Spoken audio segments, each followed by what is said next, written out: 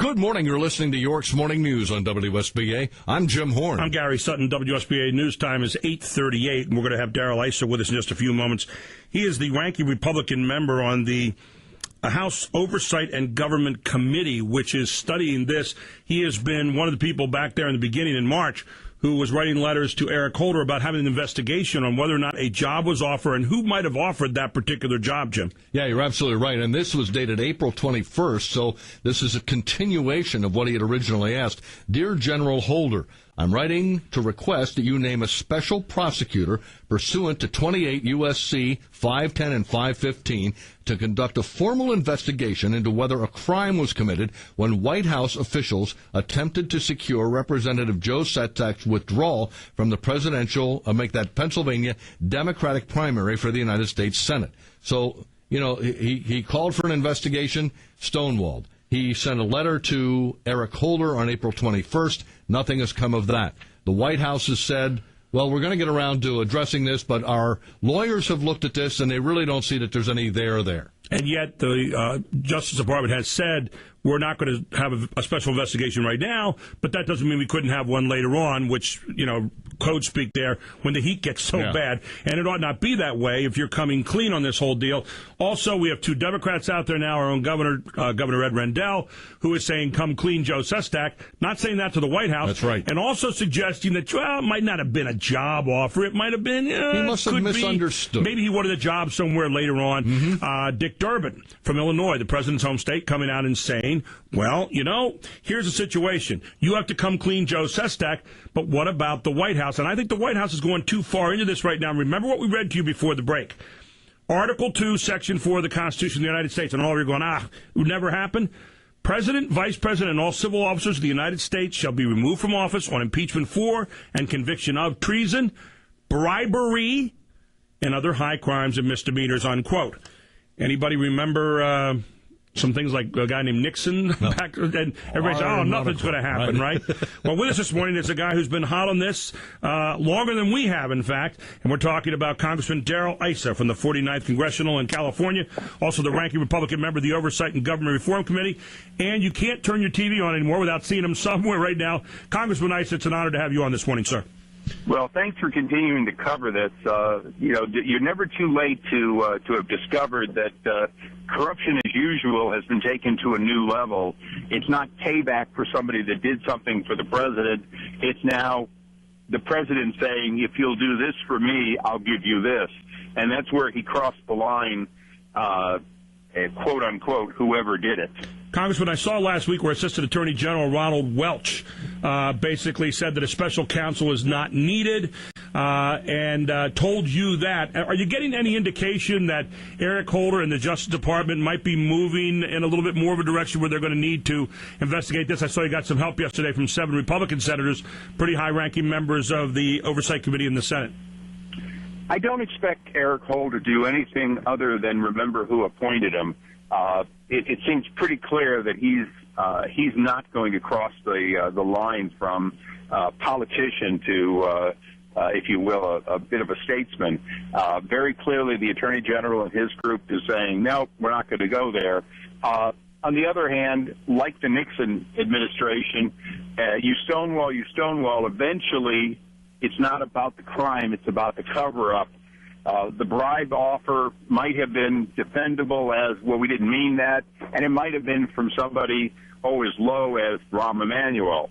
But as the president continues to not answer the question, today he'll be asked again, his administration continues to not answer the question, somebody begins to say, wait a second here, you're part of a cover-up. And this is an administration that promised to be the most transparent in history, and it is transparent. It's transparently opaque. Congressman, isn't the plausible deniability here, though, that the White House finally comes out after a lot of pressure and a lot of heat and says, well, we had talked to him and to Congressman Sestak in very general terms about something that he might be interested in should he lose the election? I mean, isn't that the kind of plausible deniability that we can look forward to in this case? I think it is. I think that I actually think that one of the reasons that Eric Holder is not going to act is that as soon as Congress leaves on Friday or Saturday, that suddenly there'll be, just as we all go away for the weekend and the news cycle has already picked out what's going to happen, there'll be an announcement that XYZ and XYZ had meetings with and talked to him about the desire of the White House to have the best and the brightest served, and he misunderstood. And then it's going to be very hard unless Congressman Sestak says, no, that's bull crap. Well, Congressman, though, here's the problem that you have. He was asked a specific question. He gave a specific answer. He now says that he will comply with any investigation that comes from the Justice Department. So since we have it on tape, and I want to just play just a very quick piece for you here again, just to remind people of what's out there. Let's just play that quick piece here for us and Congressman Issa, just to remind ourselves how clear Congressman Sestak was on this. I answered a question with a yes, to be honest. Did Rahm Emanuel or Jim Messina talk about a job with you? I answered a question that nobody had asked for 7 months. We never put it out there. Well, we never put it out there. So the guy asked me a question, and I answered honestly and said, no further. And I said, why? But it's a crime. It is a crime. Right here, we read it to you a moment ago. And there you heard it, Congressman Issa. That was our talk with him back on March 12th. I know that's been out on a lot of national stuff, but we said it's a crime then. It's still a crime. So he now, if he says anything different than that, if it does come in terms of an investigation that you've asked for, then we're talking about perjury, and then we're talking about, okay, what's the other side saying? And someone's lying in this whole situation. Well, there's no question that so far it's been in Congressman Sestak's court, but ultimately it's going to be what the White House says and when they say it. Do they have something that Congressman Sestak will confirm? If so, it may be over. If, on the other hand, Congressman Sestak says, no, that's not the case, then we have something that demands criminal investigation and will probably be undeniable even to Eric Holder that he has to do something, or at least a U.S. attorney will choose to do it on their own. Do you think that Congressman Sestak is being set up right now as a sacrificial lamb for this whole situation? Well, I'm sure if he hadn't won the nomination, they'd be happy to throw him under the bus. However, at this point, when you saw Dick Durbin, Senator Durbin, who really wants to still be the majority, not the minority, yes. His activities were very specific. He was making statements that were intended to get behind a Senate candidate. He wasn't talking to or about the White House. He was talking about the chances of winning Pennsylvania, a seat that he definitely doesn't want to have to give up in the fall. Well, Congressman, we've talked a little bit about the plausible deniability line, but how do you get beyond that? How do you go from where we are now and what the plausible deniability probably will be to get at the truth of the situation? Well, at this point, we don't believe a denial is possible. The White House has said that were conversations, and they're saying that they weren't inappropriate. They were not problematic. Right? Yeah. Right. So at this point, they have to describe what those conversations are. They have to admit that they, in some way, were about a job, because they didn't deny that, and it's pretty well given now that they were talking about a job. So they've got to thread a needle. Now, quite frankly, I'm old enough that I remember the Nixon era, and particularly Watergate. Threading the needle is exactly what got Richard Nixon out of office, is that threading the needle became a series of statements and cover-ups, denials, and distractions, and at the end of it all, Richard Nixon was out of office. So, the one thing for the president is he has to realize this is every bit as dangerous to his goal of remaining in office for 2 terms. And hopefully what he's realized is that if somebody's got to go, it's got to be soon, and he doesn't want it to be him. And the code speak on all this is that dishonesty gets very complex. Honesty, you can come right out and say, yeah, here was a conversation that we had. Here's the transcript of it. Here's a tape of it if you'd like. Here's what was said. Put the person out there and say, this is exactly what I offered. And, then let the chips fall where they may. But So it sounds like what you're saying is when people are talking right now about that bribery clause in our Article 2, Section 3, they're not kidding. That, when you talk about bribery here, Article 2, Section 4, excuse me, when you're talking about bribery here, and you can be impeached for that, no one's thinking about that right now, and it's probably not even on the radar screen, but down the line, if they keep on stonewalling on this, now that you have the major stream media getting in on this as well, you're looking at maybe people, they're not going to walk away until they get an answer. That's the nature of people and the nature of our industry. Oh, absolutely. If you quickly come out and say, yes, we offered him a job, of course he had to get out of the Senate race in order to accept the job, but our intent was not a quid pro quo. There was an opportunity for that. That opportunity was months ago. Yep. At this point, the only opportunity left is to throw somebody under the bus, and I'm not sure if the president will do it and who it will be. All along, we felt that because Congressman Sestak was recruited by Rahm Emanuel, befriended by him, everyone assumes that it's likely that that was who had the conversation. But, even in our legitimate oversight requirement, where we've asked for logs from the White House of visitors and who they visited with, that's been turned down because they do not want us to know who Congressman Sestak met with.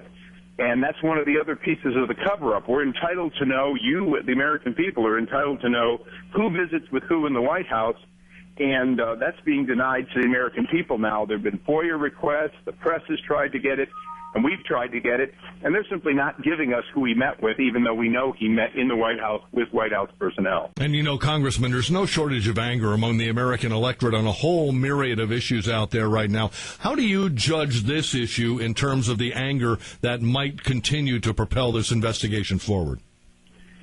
Well, in 2006, in no small part, people threw Republicans out of office because of corruption allegations, this Abramoff scandal, Duke Cunningham, a California congressman, and they were right to do it. That the smell of that kind of arrogance is enough to ask that party to leave power.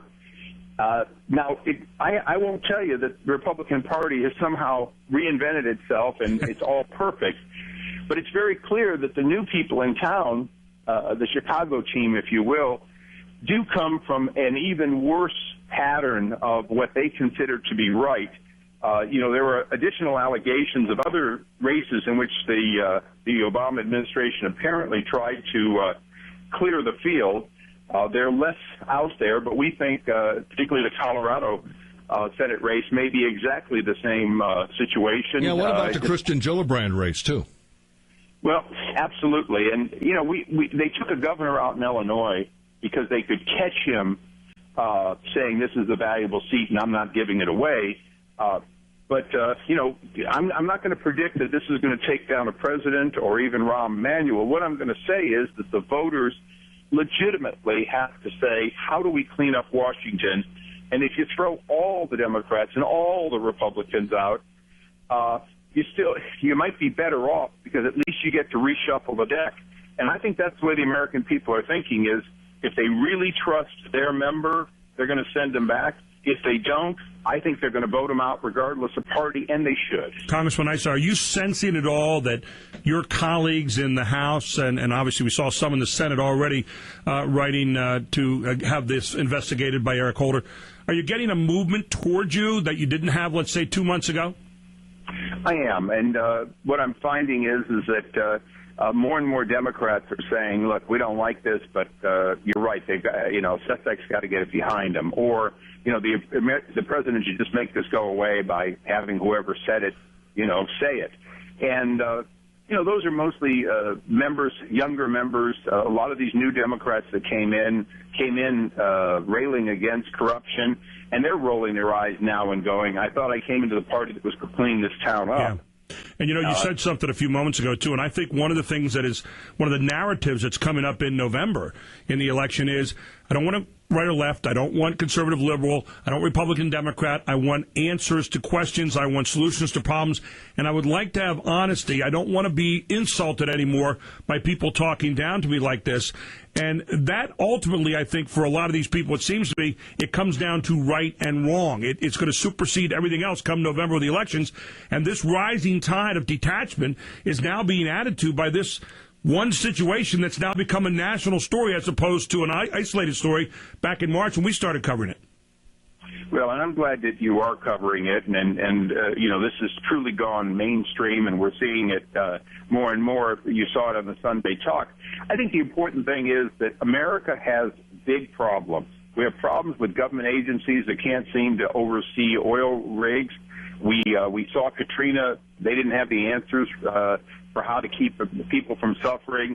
We've got a 40% deficit, meaning we're borrowing almost as much as we're raising from our own people, and there's no way to tax our way out of this. Plus, our jobs are leaving for other countries, and Americans are not looking at the next generation having as good a job as they had. In that environment, there's a lot of hard decisions, but the first thing the American people need is to know that the people making the decisions on their behalf are at least honest. And right now, they doubt that. And you know what's amazing right now, too, is you see Eric Holder having time to say, well, I may go in on a suit against one of our states that's trying to enforce its immigration laws, but I don't want to do anything about this where we have a member of the government possibly lying. I mean, that's the double standard that people are seeing out there right now on this government and government prior to this, frankly, but it's coming to a head right now when you see the growth of the Tea Party movement in the country and populists who are saying we have had enough of this crap. Oh, absolutely. And, for all your listeners, I don't spend a lot of time talking about immigration, even though my district is highly affected by it. But I tell them, look, if you read those 17 pages, you can download the PDF and read it. You read those 17 pages, you realize that everything they're going to do or try to do in Arizona is simply related to federal laws that have been passed, none of which are currently in the process of being changed. So Eric Holder is saying don't enforce federal laws that are currently the law of the land, and that the administration is not asked to have any of those laws repealed. And that's, you may object to the law. I don't have a problem with that. Let Speaker Pelosi offer a bill to change how we reach and deport illegal immigrants. The fact is that everyone wants to talk tough on immigration and then not have it enforced. And we can only pass laws here in Washington. In the case of Arizona, at least they're trying to enforce them, which, candidly, what's the point of my being in Washington passing laws and having Democrats at signing ceremonies say, yeah, we got to get tough on illegal immigration, and then not have them enforced? That's been the problem since Ronald Reagan's 1986 amnesty. It wasn't the amnesty as a one-time event that was all that bad. It's the fact that we then proceeded to not enforce the new laws, which was Simpson-Mazzoli, the old laws. And by the way, for Eric Holder and for Jan Napolitano, just check 8 United States Code Section 1373C, and you can find the same law that's in Arizona, probably a little bit higher standard. Congressman Issa, we really appreciate what you're doing out there. We appreciate you taking the time to be with us this morning. Thank you, sir. And we look forward to talking to you again, sir. Thank you so much. Thanks for all you do. Thank you. Congressman Darrell Issa with us this morning on York's Morning News. WSBA News Time, 8:56.